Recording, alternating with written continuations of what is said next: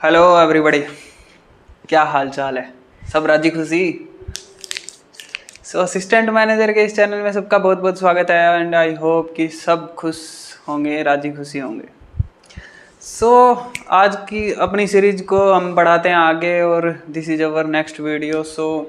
Last videos के अंदर कुछ 4-5 वीडियोज़ हैं, उनके अंदर मैंने बताया था सारी मैकेनिकल प्रॉपर्टीज़ के बारे में। मटेरियल की जो जो प्रॉपर्टीज़ थी हमने सारी खदोड़ डाली। अब मेरे पास उन प्रॉपर्टीज़ में मैं क्या कर रहा था, किसी तरीके का tensile load, compressive load, solid mechanics of solid या सॉलिड मटेरियल्स, उनमें हम कर क्या रहे थे? एक तरह का फोर्स लगा रहे थे और उसके अंदर क्या वेरिएशंस हो रहे थे वही हम पता कर रहे थे, और यही हम पता कर रहे हैं तब से। अब आज की इस वीडियो में स्पेशल क्या है? Our topic is creep. तो क्रीप में स्पेशल क्या है भाई? पहले हम इस तरह का लोड लगा रहे थे, कभी किस तरह का लोड लगा रहे थे। अब क्रीप में हम कैसा लोड लगाएं और किस तरीके की उसके अंदर वेरिएशंस हो, यही तो सॉलिड मैकेनिक्स है। तो आज हम स्टार्ट कर रहे हैं अपना topic, that is creep. Creep है क्या? पहले तो ये पता होना चाहिए भाई क्रीप है क्या, कहाँ से आया, क्रीप की जरूरत क्यों पड़ी। पहले तो इन चीज़ों को क्लियर करते हैं। So what is creep? Creep creep creep creep creep creep creep. So what is creep? Creep बोले तो स्लोली इंक्रीजिंग। क्रीप बोले तो स्लोली इंक्रीजिंग, धीरे धीरे चलना, धीरे धीरे ऊपर बढ़ना। This is the meaning of creep. ये क्रीप का मतलब है भाई, धीरे धीरे बढ़ना। और यहां पे क्रीप क्या काम करेगा? स्लोली डिफॉर्मेशन और इंक्रीज इन डिफॉर्मेशन।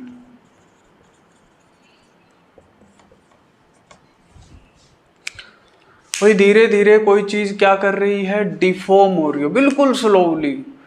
तो करीब को अब मैं सोल आउट करता हूँ, कुछ एक दो चीज़ें मैं ऐसे बताता हूँ जिसके अकॉर्डिंग आपको करीब समझ में आ जाएगा।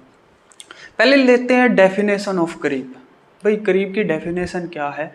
तो मैंने क्या किया, ये बोर्ड टंगा हुआ भी आपके सामने। पहले तो मैं ये समझा देता हूँ भी करीब जुगाड़ है क्या हमारे पास।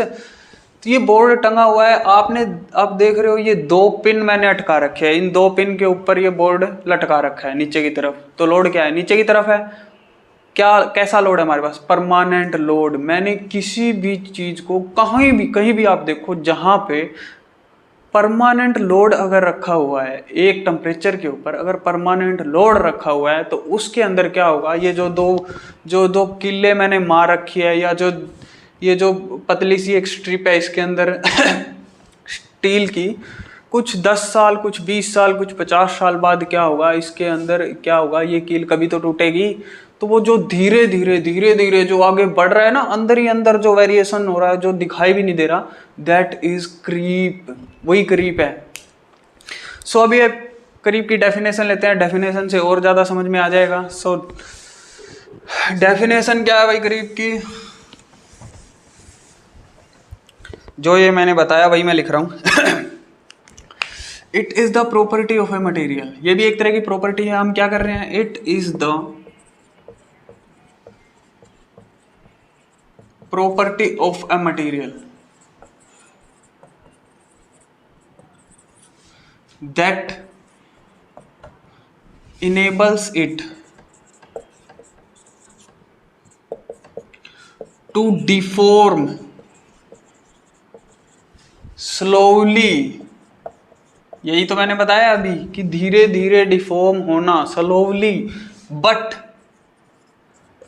Progressively.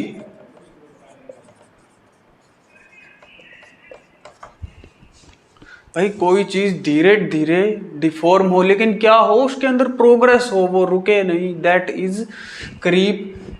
Slowly but progressively at a constant temperature या constant stress and constant temperature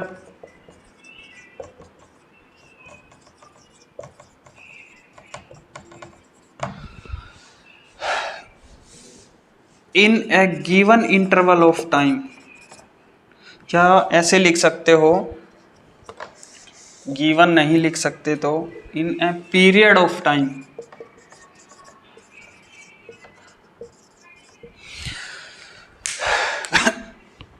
भाई करीब मैंने क्या बताया, सीधी सी बात कि कोई चीज़ धीरे धीरे धीरे धीरे डिफॉर्म हो रही है, धीरे धीरे काफ़ी लंबे टाइम तक क्या हो रही है, स्लोली स्लोली इंक्रीज, उसके अंदर डिफॉर्मेशन बढ़ रही है। किस में डिफॉर्मेशन बढ़ रही है, कहीं भी कोई भी किसी भी चीज़ के ऊपर अगर कोई परमानेंट लोड रखा हुआ है तो क्या हो, उसके अंदर ही अंदर काफ़ी सालों तक धीरे धीरे डिफॉर्मेशन होगी, धीरे धीरे उसके अंदर वेरिएशंस होंगे।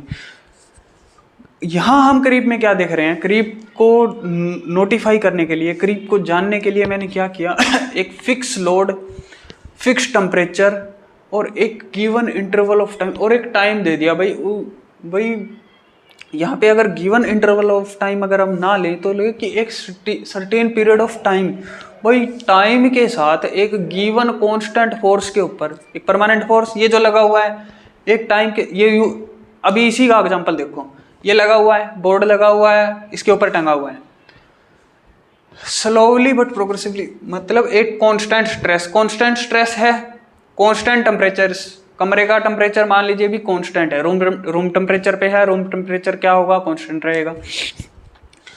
And a period of time, यानी एक टाइम के अंदर, एक पीरियड ऑफ टाइम के अंदर क्या होगा, इस टेम्परेचर इस स्ट्रेस के ऊपर क्या होगा, स्लोली डिफॉर्मेशन होगी, वही तो है करीब। करीब आई थिंक मैंने बता दिया। तो भाई करीब हम कर तो रहे हैं, पर क्या जरूरत है हमें करीब की, मटेरियल तो हमारे पास पड़ा है, हमें तो ऐसे ही लटकाना है, मेरे को करीब की जरूरत क्यों पड़ी, मेरे को क्या करना करीब का।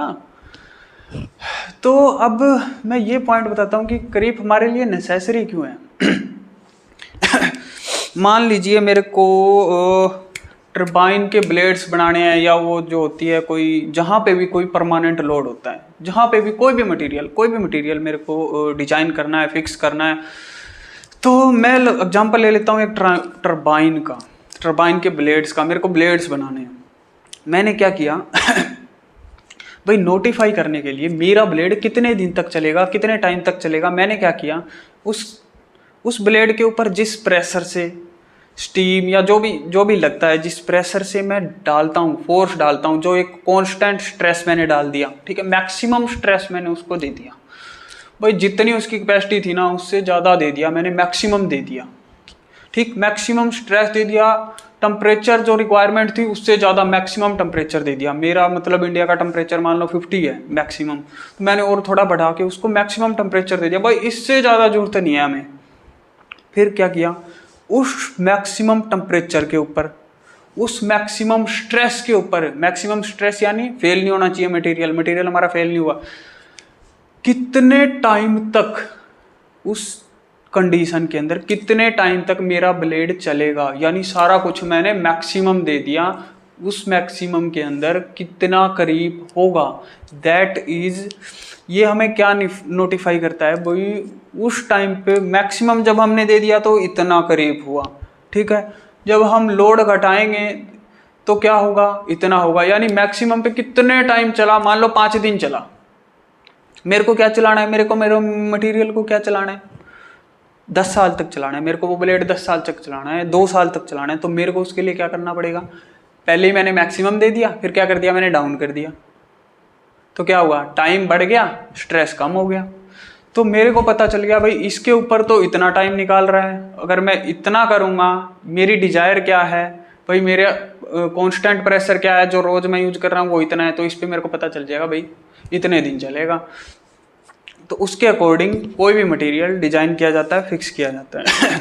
तो करीब की जरूरत इसलिए पड़ी कि कोई भी मटेरियल जो हम, जहाँ पे कांस्टेंट प्रेशर है, कांस्टेंट टेम्परेचर है, या जितनी हमारी डिजायर है उतना टेम्परेचर है, वो कितने टाइम तक चल सकता है, उसकी टाइम ऑफ लिमिट बढ़ाने के लिए, अगर वो उतने टाइम तक नहीं चल सकता क्या करो, मटेरियल के अंदर चेंज करो। मान लो मैं ऐसा ब्लेड लगा दूं जो स्ट्रेस के ऊपर काम ही ना, जो 2 दिन में ही टूट जाए, तो क्या उसकी लाइफ क्या होगी, तो क्या करेगा, मेरे को मटेरियल के अंदर वेरिएशंस करने पड़ेंगे। दैट इज करीब की जरूरत इसलिए पड़ी मेरे को। मेरे को टाइम निकालने के लिए भाई मेरा मटेरियल कितने टाइम तक चल सकता है, उसलिए पड़ी मेरे को जरूरत करीब की। अब चलिए एग्जाम्पल लेते हैं इसका कुछ, साथ के साथ हम एक करीब को आगे बढ़ाएंगे और साथ के साथ एग्जाम्पल्स लेंगे।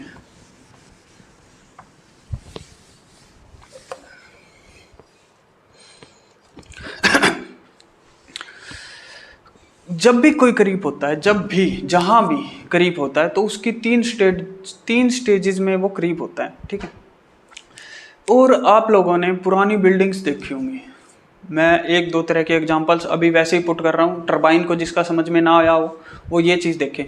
मेरे गांव में, मेरे अपने गांव में पुरानी कोई हवेली है, होगी करीब अंग्रेज़ों के ज़माने की, अभी भी है। तो क्या है उस हवेली के अंदर, अभी वो पूरी हवेली खंडर हो चुकी है, उसकी ब्रिक्स, उसकी ईंटें देखो तो सारी भुरभुरी होगी, पेंट तो उस पर अटकेगा ही नहीं, पेंट क्या प्लस्तर क्या उस पर कुछ नहीं अटकेगा। तो मतलब क्या हुआ, धीरे धीरे धीरे धीरे वो क्या हुआ, डिफॉर्मेशन होती गई, डिफॉर्मेशन होती हुई वो भुरभुरी होती गई, ख़त्म होती गई धीरे धीरे। एक परमानेंट लोड उसके ऊपर था, ईंटें आपस में जुड़ी हुई, ऊपर लेंटर लगा हुआ है या ऊपर कुछ भी रखा हुआ है, पुराना सामान मैंने देखा अभी भी पड़ा हुआ है उनका। तो इससे आई थिंक समझ में आ गया होगा कि करीब है क्या एक्चुअल में, स्लो डिफॉर्मेशन। एक आदम के ज़माने की हवेली आज भी है, लेकिन उसके अंदर अभी भी कुछ क्या है, डिफॉर्मेशन हो रही है। एक दिन वो गिरेगी भी, एक दिन टूटेगी भी, फेल भी होगी। तो अब हम ले रहे हैं यहाँ पे करीब की थ्री स्टेजेस को में करीब को डिफाइन किया गया है।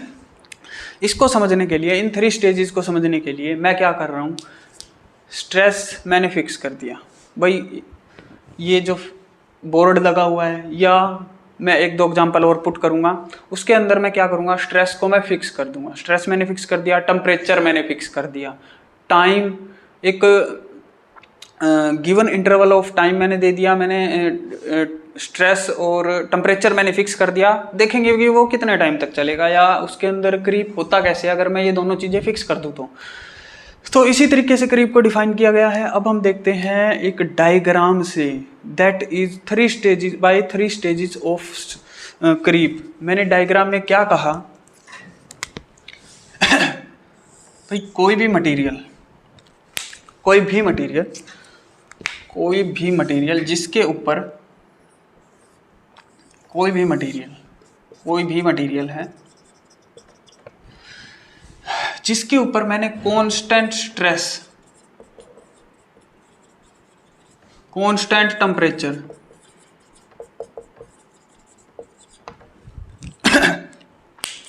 ये दो चीजें मैंने अप्लाई कर दी। अब मेरे को पता चलना चाहिए भाई मेरा जो डिजायर जो था वो मैंने लिख दिया, अब ये कितने टाइम तक चलेगी ये मेरे को देखना है। यही है करीब, यानी करीब के अंदर कितनी स्टेजेज होंगी, कब तक किस तरीके से करीब होता है, मेनली मेरे को ये देखना है किस तरीके से करीब होता है। सो करीब की थ्री स्टेजेस हैं, थ्री स्टेजेस। अब वो थ्री स्टेजेस मैं बनाता हूँ, आपको समझ में आएगी एक ग्राफ से।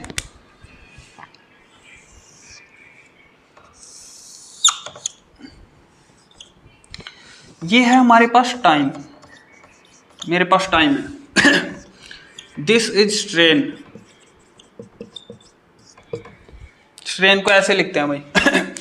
असली मजे वाला टॉपिक तो आज ही आया है, जहाँ पे स्ट्रेन शुरू हुआ। जहाँ स्ट्रेन शुरू हुआ ये समझ लो असली मैकेनिक शुरू हो गई। हर जगह हम स्ट्रेन, फोर्स, स्ट्रेस यही चीज़ फाइंड आउट करेंगे, हर जगह, हर कैलकुलेशन में, हर न्यूमेरिकल वैल्यूज़ में। तो मेरे पास है ये एक स्ट्रेन और टाइम, यानी और मैंने क्या दे दिया, एक मटेरियल ले लिया, उस पर कॉन्स्टेंट स्ट्रेस दे दिया, टेम्परेचर दे दिया। अब मेरे को देखना है कि भाई स्ट्रेन कितना होगा टाइम के साथ, यानी टाइम के साथ साथ मेरा स्ट्रेन कैसे चलेगा। अब मैं दो एग्जांपल्स इसके अंदर पुट कर रहा हूँ, टू एग्जांपल्स। मैंने क्या किया, ये अपने कोई जो भी टकलू भाई साहब लगा लो, ठीक है।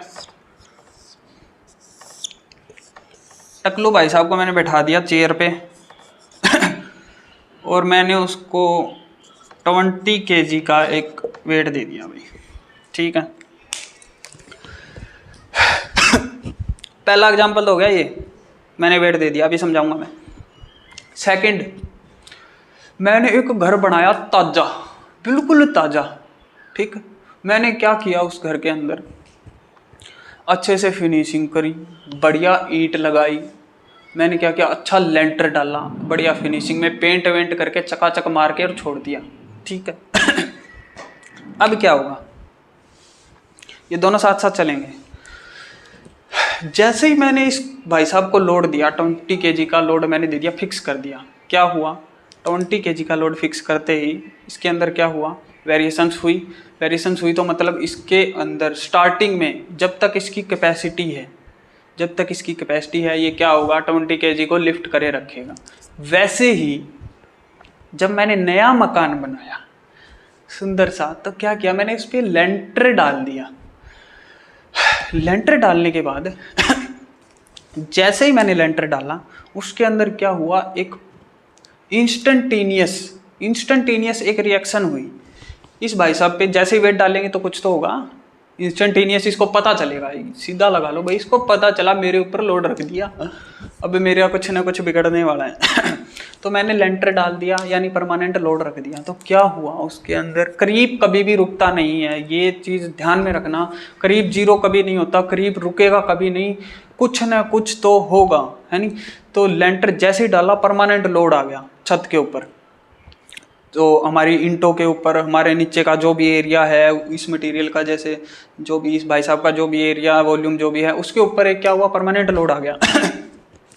परमानेंट लोड आते ही क्या हुआ, एक इंस्टेंटेनियस क्रीप हुआ। जैसे ही मैंने रखा, क्या हुआ, हलचल हुई। हलचल हुई, क्या हुआ, इसको पता चला भी मेरे ऊपर कुछ रख दिया, तो क्या हुआ, इंस्टेंटेनियस एक क्रीप हुआ। ये मान लीजिए भाई, वेट रखते ही क्या हुआ, मेरे पास एक इंस्टेंटेनियस क्रीप हुआ।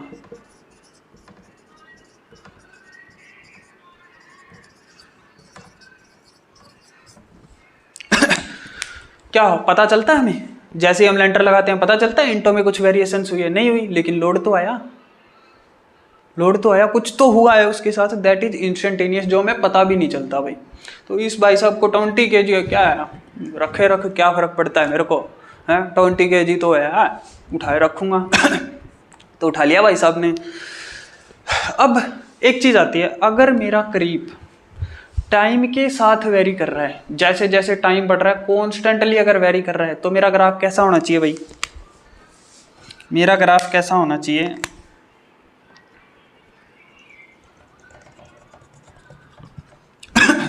यानी जितना टाइम बढ़ रहा है उतना स्ट्रेन बढ़ रहा है, मेरा ग्राफ ऐसा होना चाहिए, सीधी सी बात। सो अब ओह सॉरी 1 मिनट भाई,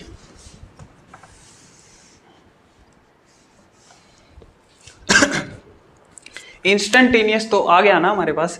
तो इंस्टेंटेनियस आते ही अगर स्ट्रेन जो है टाइम के साथ बढ़ रहा है, तो मेरा ग्राफ कैसा होना चाहिए, स्ट्रेट, सीधी सी बात है, जैसे जैसे टाइम बढ़ रहा है वैसे वैसे स्ट्रेन बढ़ रहा है। लेकिन क्या एक्चुअल में ऐसा होता है, नहीं होता। इन स्टार्ट में क्या होगा, जब मेरे पास पावर ज़्यादा है, इस भाई साहब के पास तो पावर है, शुरू में तो ज़्यादा है, खाना खुना खा रखा है, नाश्ता है भी कर रखा है भाई, तो क्या होगा, संभाले रखेगा, टाइम बढ़ेगा, लेकिन क्या इस पर बिल्कुल कम फर्क पड़ेगा, क्यों, इसके अंदर अभी एनर्जी है, इसके अंदर स्ट्रोंगनेस है, पावर है, स्ट्रेंथ है। तो क्या होगा, करीब क्या करेगा, तो क्या होगा करीब, 1 मिनट में इसको दोबारा से बना देता हूँ यार, बिल्कुल स्ट्रेट नहीं है ये।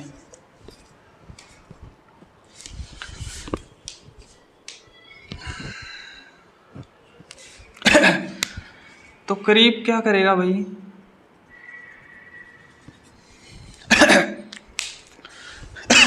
ये कुछ ऐसा है भाई, ये कुछ ऐसा है ग्राफ, ठीक है, यानी स्ट्रेट जाएगा अगर कांस्टेंट जाएगा, लेकिन मैंने बताया कि कांस्टेंट नहीं जाएगा। तो क्या होगा, स्टार्टिंग में मेरी स्ट्रेंथ ज़्यादा है, तो मेरे साथ क्या होगा भाई, ये कुछ इस तरीके का कुछ ग्राफ बनेगा ये। सो क्या हो रहा है भाई यहाँ पे, this is primary stage, this is primary stage.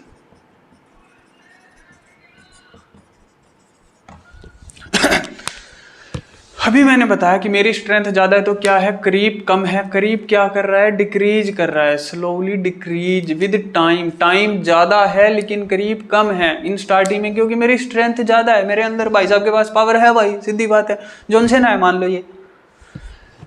अब सेकंड कंडीशन में क्या हुआ, जब मेरी सेकंड कंडीशन शुरू हुई,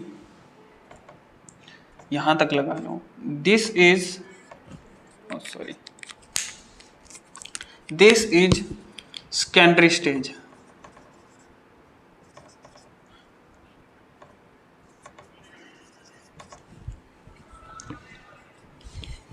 ठीक है, अब थोड़ी देर तो भाई साहब ने उठाए रखा।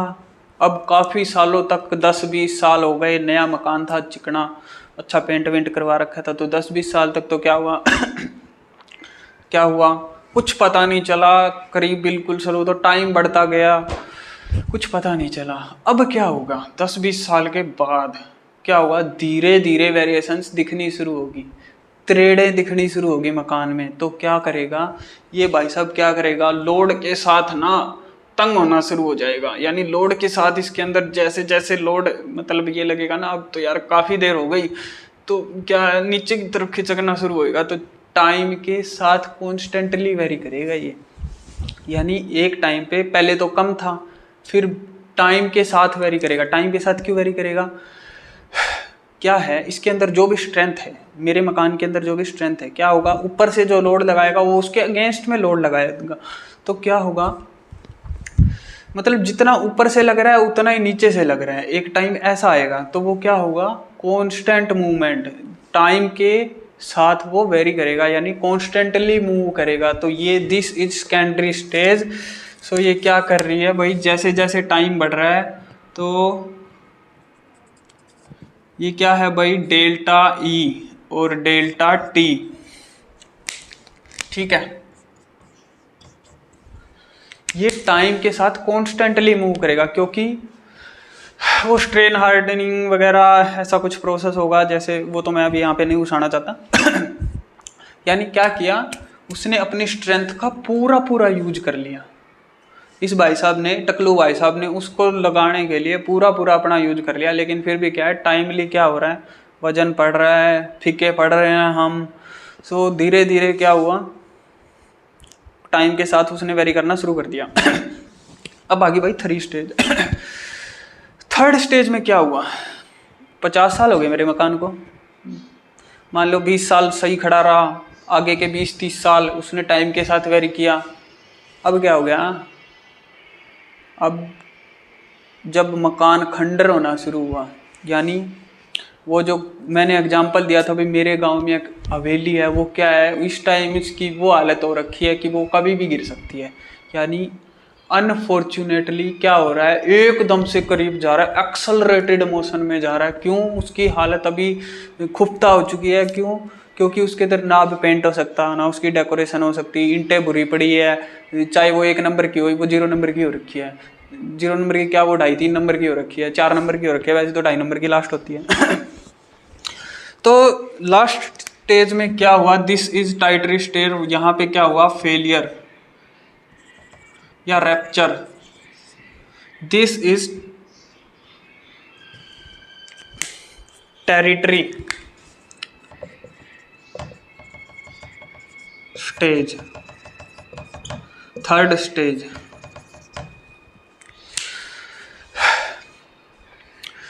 और इस ये जो सेकेंडरी स्टेज थी, इसको वो एक चीज और भी बोलते हैं, क्या बोलते हैं इसको, study, STEA, study stage creep,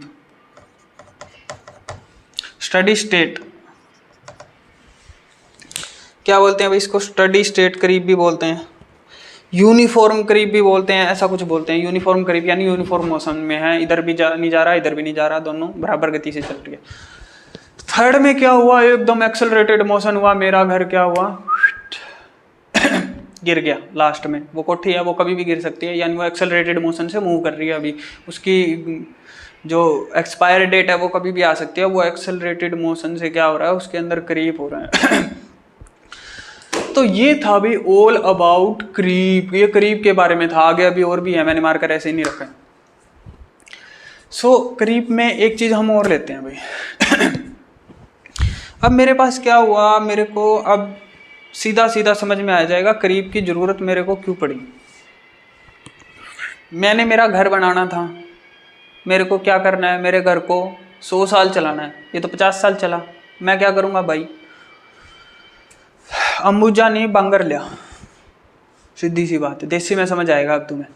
Ambuja नहीं भाई बांगर सीमेंट लिया, बांगर नहीं भाई अल्ट्राटेक लिया, मैंने तो हाई क्वालिटी की चाहिए। क्यों, मैंने क्या करना है, मटेरियल की स्ट्रेंथ बढ़ानी है। क्या सीमेंट में मैं तो कुछ डाल लूँगा भाई, वो क्या एक लिक्विड टाइप कुछ आता है आजकल, वो डालूंगा भाई, मेरी 5 साल और चले। तो क्या कहूँ, मेरे को पता चल गया भाई ये मटेरियल डालूंगा ना तो मेरा घर सही चलेगा 100 साल तक। तो इसीलिए क्रीप का जन्म हुआ, इसीलिए क्रीप का पता चला मैं। अब क्या हुआ, ये मैंने डाल दिया, अब भाई ईंटें तो 2 नंबर की लगा देगा ठेकेदार, तो क्या मेरे को क्या चाहिए, 1 नंबर की ईंटें लगाऊंगा, 100 साल हाल के दिखा अब मकान। तो ये है creep, all about creep. 2.5 number की नहीं लगानी, 4 दिन भी लेंटर नहीं पकड़ेगा। हाँ, तो जैसे मटेरियल की स्ट्रेंथ बढ़ी, क्रीप रेट क्या होगा, कम हो गया। अब तक देख रहे थे क्रीप, अब हम देख रहे हैं क्रीप स्ट्रेंथ।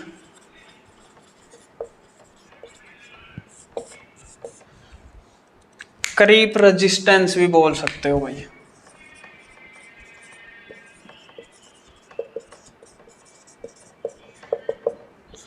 दोनों एक ही चीज है, creep strength, creep resistance. Strength मैंने क्या समझाया था, बिल्कुल स्टार्टिंग में पहली डेफिनेशन दी, रेजिस्टेंस अगेंस्ट लोड, यानी कोई भी लोड दे रखा है उसके अगेंस्ट में अगर मैं खड़ा हूं तो वो क्या है, मेरी strength.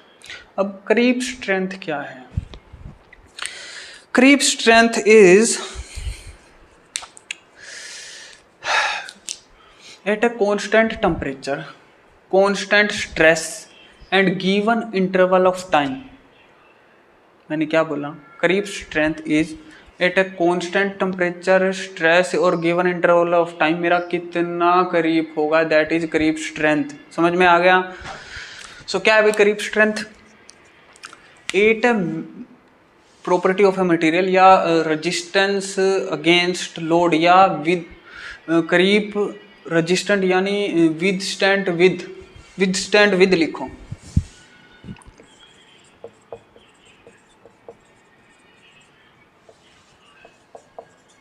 Ability of a material withstand with या रेजिस्टेंस अगेंस्ट, कुछ भी लिख सकते हो भाई जो तुम्हारा मन करे। ए maximum with the maximum load, maximum applied load,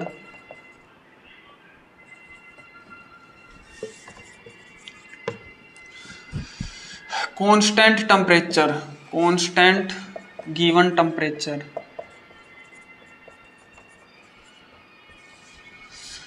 and given interval of time.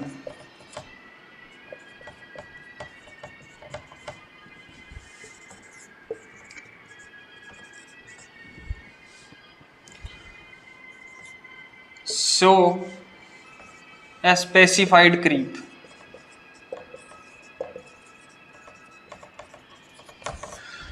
यानी क्रीप मैंने बताया कि 0 नहीं हो सकता। स्पेसिफाइड क्रीप इसीलिए यूज किया गया है। क्रीप मर नहीं सकता, क्रीप रहेगा, चाहे कितना भी रहे, चाहे थोड़ा रहे ज़्यादा रहे, मतलब क्रीप रहेगा। That is creep strength. I think समझ में आ गया होगा सबको क्रीप के बारे में।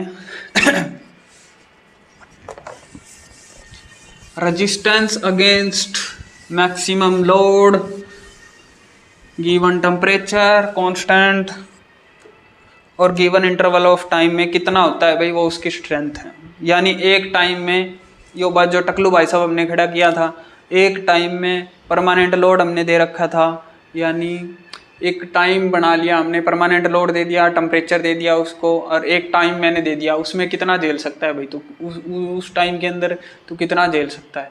अगर तूने 15 मिनट निकाल दिए तो तू पास है, नहीं तो क्या हो गया, तेरी री आ गई, तू पहले। ये है भाई करीब स्ट्रेंथ, सीधी सी बात। देसी में ज़्यादा समझ आती है कुछ लोगों को, इसलिए देसी में डाल दिया। अब आ गया भाई फैक्टर अफेक्टिंग करीब, last, this is our last stage of this topic, factor affecting करीब।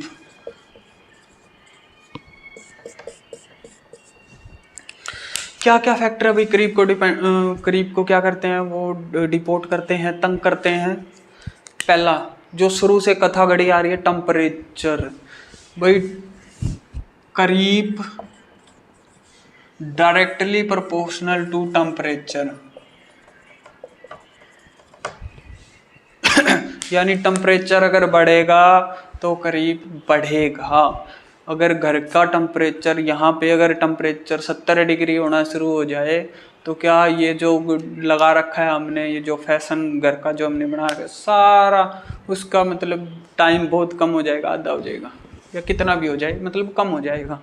टेम्परेचर के साथ क्या करती है चीज़, वेरी करती है, इंटे जल्दी ख़त्म हो जाएंगी, वही है। First is temperature, second is amount of load, first ये हो गया। Second is amount of load, भाई लोड कम है तो क्या पता कितने साल चल जाए, और लैंटर हैवी है, मतलब ठेकेदार ने क्या किया, ज़्यादा रीस बढ़ते ने भाई, ज़्यादा मसाला ठोक दिया तो 4 इंची करना था 6 इंची कर दिया, तो लाइफ तो घटेगी, लोड तो ऊपर पड़ा हुआ है। तो क्या है वो टाइप्स ऑफ लोड, लोड बढ़ेगा तो करीब घटेगा। अमाउंट ऑफ लोड, या third is types of load, load का टाइप कैसा है भाई,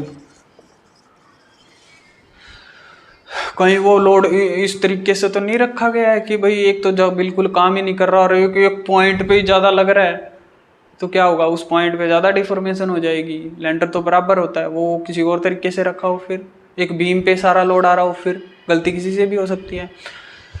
सो types of load, grain size, grain size एक फाइन ग्रेन होती है, कोर्स ग्रेन होती है। सो ग्रेन साइज के ऊपर डिपेंड करता है। साइज एंड स्ट्रक्चर और माइक्रो स्ट्रक्चर ऑफ मटेरियल। भाई कोई भी, ये जो मैंने बताया था भाई, स्ट्रक्चर एक तो क्या है, हल्का फुल्का स्ट्रक्चर है, यानी क्या है उसके अंदर दम नहीं है, लूजली बाउंडेड है, लूजली बाउंडेड मटेरियल्स है। वो क्या है, एक सीमेंट आती है जो क्या है पूरा टाइट कर देती है, एक सीमेंट ऐसी आती है जो लूज है, तो क्या हुआ, दोनों में फ़र्क हुआ ना। एक ईंटों पे ही समझ लो, ब्रिक्स पे समझ लो, एक ईंट 1 नंबर की आती है, एक ईंट 2.5 नंबर की आती है, दोनों में फ़र्क होता है नहीं होता, वो तो जल्दी टूट जाएगी, 1 नंबर की नहीं टूटती। तो that is loosely bounded and tightly bounded. So micro structure पे डिपेंड करता है। और आई थिंक शायद इसके अलावा कुछ नहीं है, आई थिंक इसके अलावा और कुछ नहीं है। करीब के अंदर इतना ही, जितना बखेड़ा था सारा मैंने ओपन कर दिया। आई थिंक सभी को समझ में आ गया। सो ताली वाली मारो, लेट्स एक्नॉलेज